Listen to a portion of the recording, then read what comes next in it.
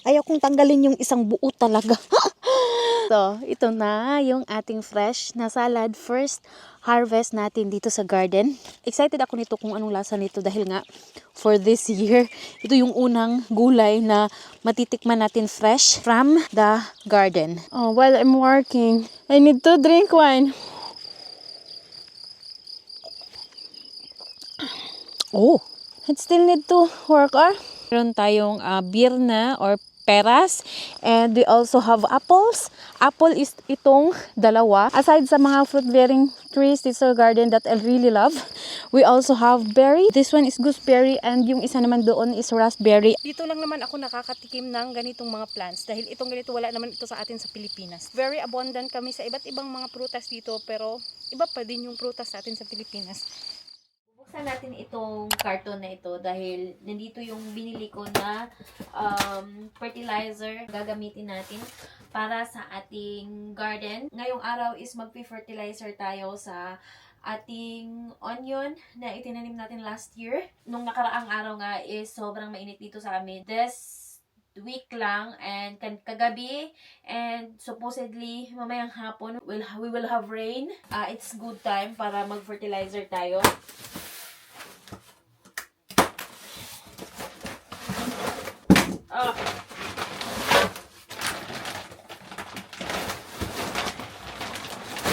Dito sa garden, hindi kami gumagamit ng commercial fertilizer.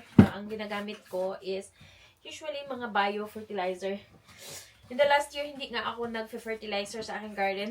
Pero na-realize ko mas mabuti pala na nilalagyan ng fertilizer yung aking mga pananim. It's also food for the vegetable. Para talagang maganda yung ani natin. So, ganito pala yung itsura niya.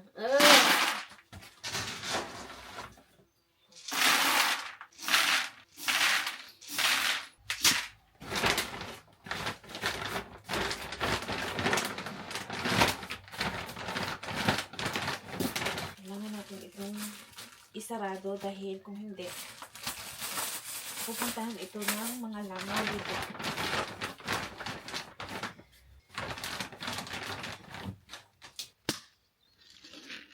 So, ang gagawin natin is, ganyan. Isabog lang siya. So, tama lang din na hindi naman marami.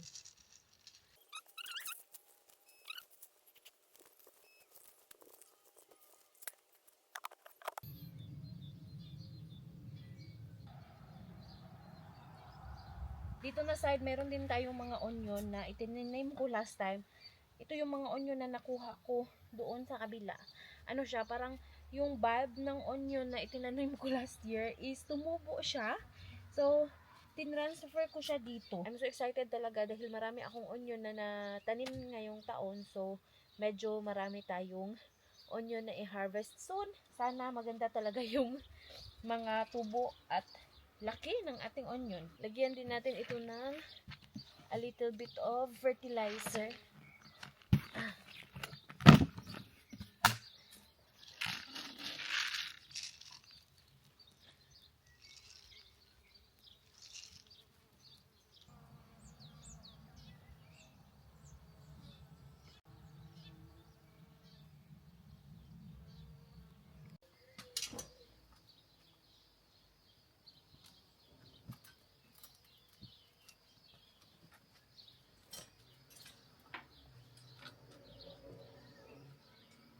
Meron akong pinupagate dito, banana paprika, at saka grabe talaga yung aking mata. Yung aking mata, sobrang kati. Nagsuwali na naman siya. Grabe yung allergy ko ba. Ngayon lang naman to nag-start. Magsi 7 years na ako dito sa Germany. Ngayon lang ako nagkaroon ng allergy. Ganito na pala oh. Pwede na natin siguro itong try na itanim. Ayan oh. Ayan, ito, 4 lang ito. Hindi pala marami yung itinanim ko.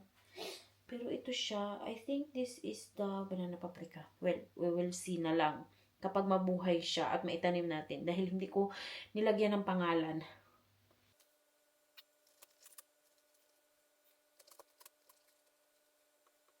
May package ako na dumating. Bubuksan natin ito. At ngayon is still 11:30.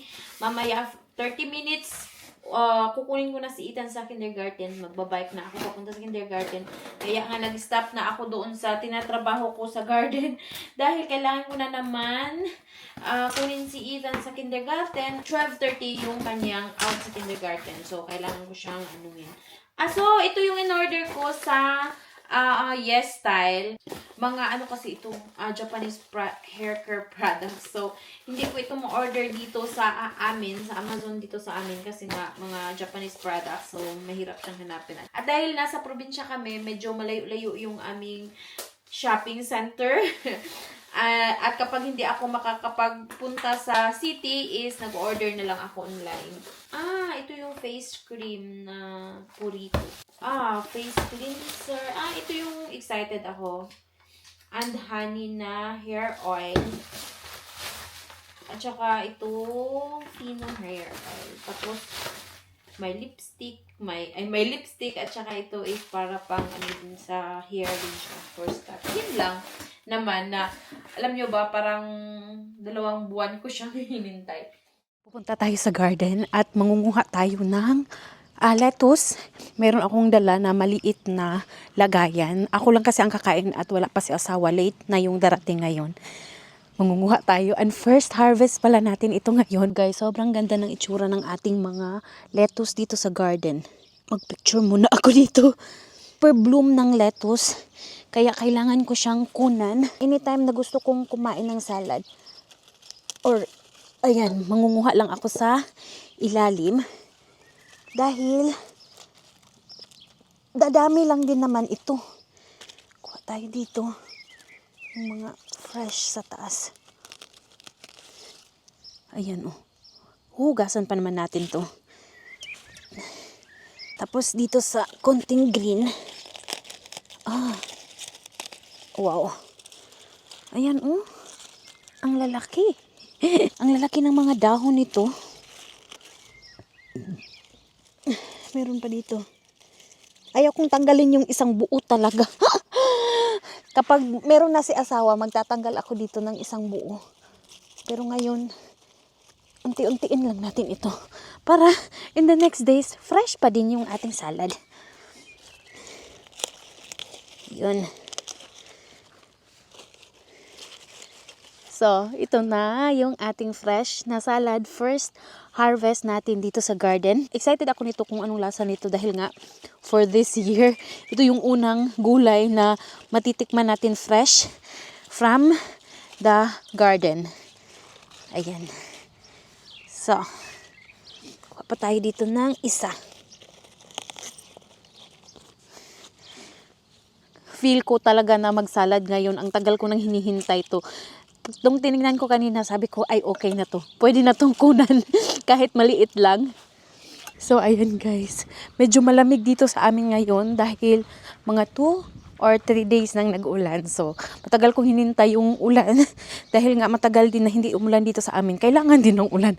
Kahit pa kailangan natin ng init dahil sobrang tagal na nag-winter, kailangan din natin ng ulan. At syempre, kapag umulan dito sa amin, medyo malamig dahil nga beginning pa lang ngayon ng winter season sa amin. Hindi winter. Spring season. Mama, Yeah. what is that? Salat. Aya, Aya. hello. Oh, was ist das, anak? You eat salad? Nein. Aber die ist doch lecker, Schatzi. Na, gehört zu Hause. Rabbit lang daw ang kumakain nito. Diyos ko talaga ito si anak, I also will put some carrot in here. Anak. Auch karoten. Also carrots. Nakakatuwa naman ito si anak. Aber Karoten ist lecker und gesund.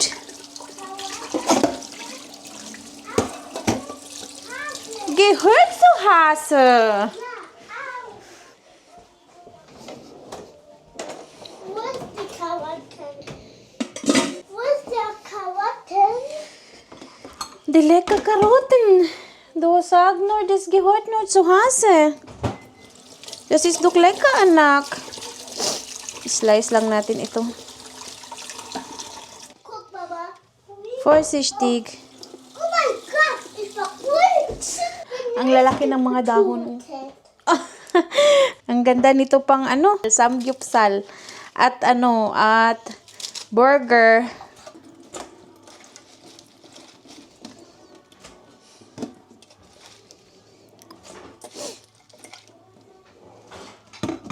Karoten. Lalagyan ko rin pala siya ng carrots. Ko lang siya, ribbon slice. May nakikita ako yung trending na carrot salad sa TikTok, kaso hindi ko pa siya na-try. Gusto ko kasi na siya dito sa aking salad.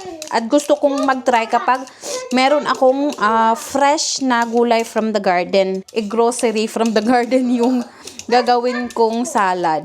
Mama. Ja, ich mag Salat. Ah, Ngayon nga is wala akong, ich habe keine Gurken. Du mag keinen Salat. nein, Oye. Hase. Hindi daw niya gusto yung salad dahil para sa lang daw yun. Hase. Anak, salad is gesund. Doch. Die ist gesund.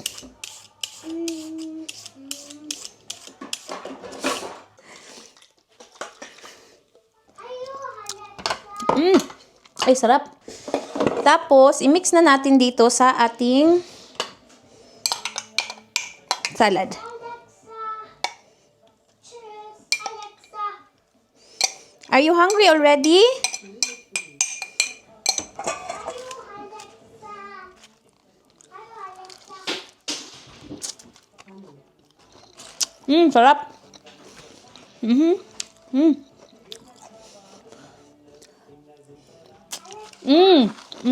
Perfect. Perfect yung nilagay natin na carrots. Ang sarap. Tschüss, Alexa. Alexa hat gesagt. Was hat Alexa gesagt? Ciao, ciao. Ciao, ciao. Ja. Lustig, Alexa. Medyo madami yung nalagay natin na bawang. Medyo maanghang siya. Pero okay lang yun. Kulang yata yung carrots na ilagay ko. Isang carrots lang. Ang sarap. Sarap. Today here in the garden, we will be cleaning our small fruit trees. So here meron tayong birna or peras, and we also have apples. Apple is itong dalawa.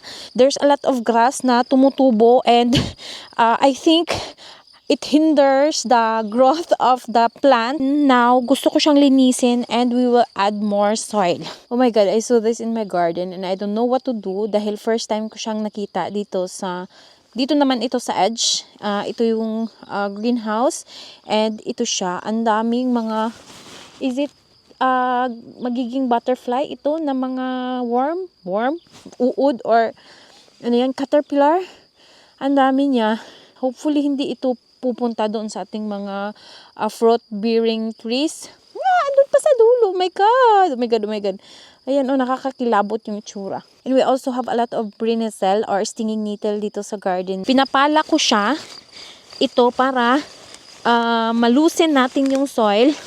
Medyo hard kasi yung soil dito, and we will also put some compost soil para mas maganda yung tubo nitong ating pananim dito.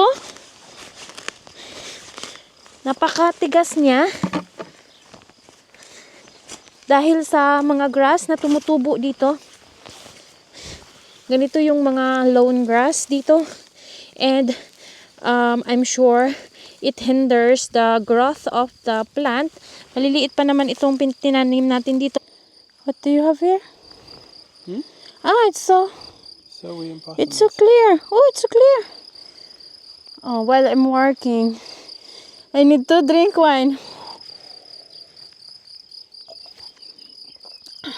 Oh, leka ba? Susus? Yeah. It still need to work, or it still need to be. I was thinking to make an It's really sweet, but It's really sweet. I think to make a second one Yeah. and mix the two. Mix it together. Yeah. Yeah. I think your things needs warm. It's so cold. I will put heater inside.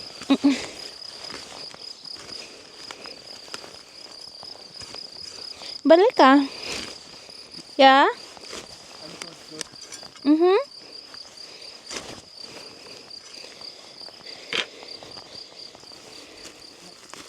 Busy yan si asawa dyan sa likod.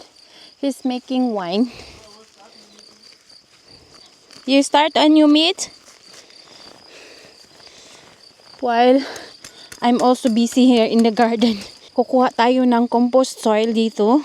We have some compost soil na nakuha namin noong nakaraan na hindi namin naubos. So ito yung gagawin natin or ito yung kukunin natin para doon sa ating fruit bearing plants para meron silang magandang soil.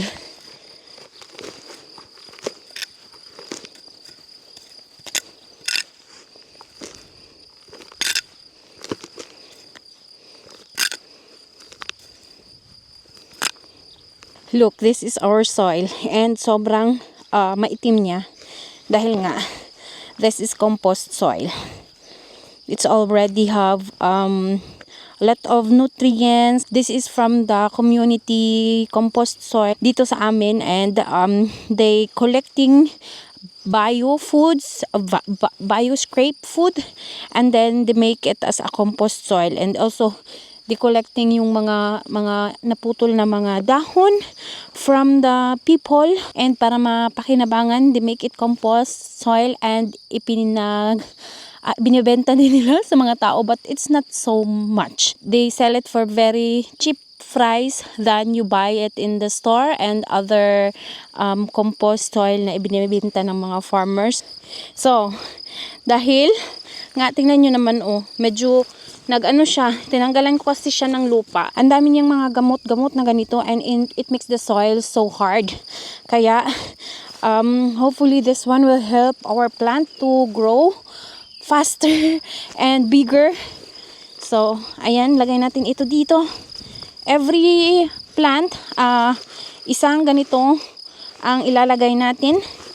Hopefully it will be enough. And every year naman, lalagyan natin ng ganito. Last year namin itong itinanim and this year ko lang na nilagyan ng ganito. So, hopefully it will grow big and faster para in the next years, we will have our own pears na galing dito sa garden. Aside sa mga fruit-bearing trees dito sa garden that I really love, we also have berries. We have, this one is gooseberry and yung isa naman doon is raspberry.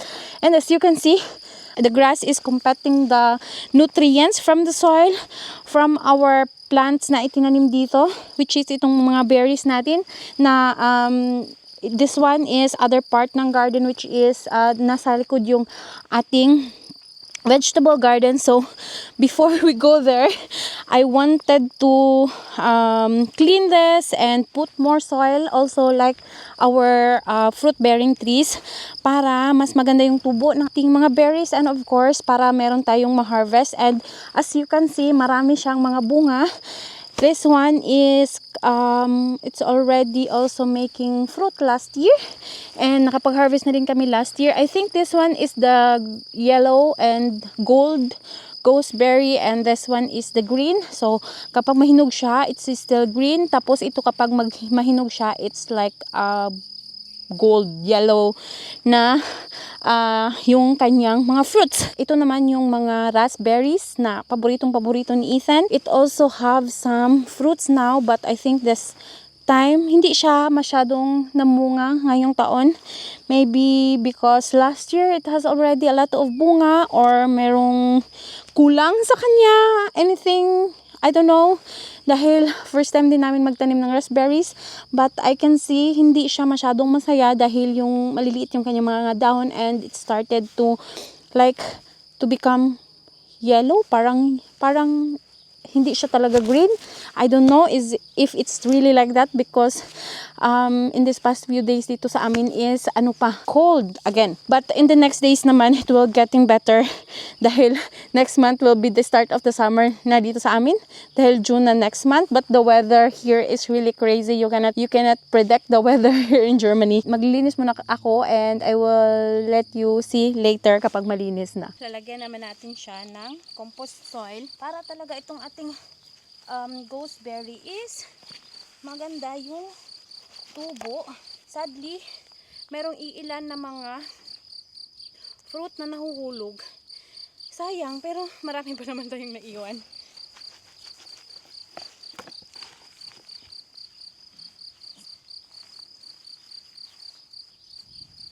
So, ayan.